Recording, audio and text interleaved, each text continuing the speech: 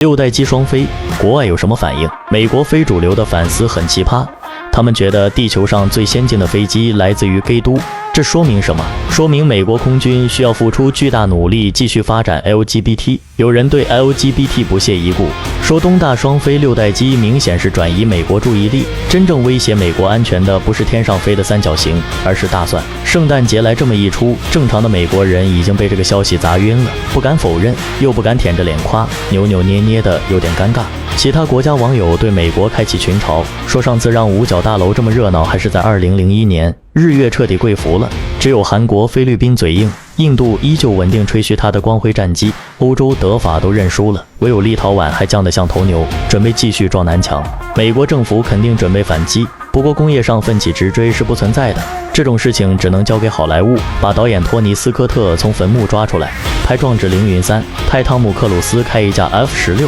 在小岛上空击落6架 J-35，大战7架 J-20，最后靠机炮干掉8架轰20，顺带击沉10艘076，并活捉战狼吴京，全球票房捞个10亿美刀，以维持美国人对东大的自信。面对东大双飞，美国军迷彻底乱套了，什么反应都有，大部分都是嘴硬派，说这玩意就是另一个米格25，看着吓人，其实仔细一看啥也不是。还有一些开始反思，说 F-22和 F-35就是骗钱的，洛克希德马丁是误国战犯，中国制造业比美国强多了，美国要加油，下代战斗机得快马加鞭干。剩下的是抽象派，说这两个玩意就是东大送的圣诞礼物，虽然让人有点不太开心，但无需惊慌。最让人神奇的是，美国第一次出现了投降派，他们哀叹完蛋了，干脆接受东大领导算了，反正美国当了100多年老大腻了，让给东大好了。美国人其实还好，印度、韩国更破防，最破防的是某繁体中文区，狗是这样的，看到自己主人失势，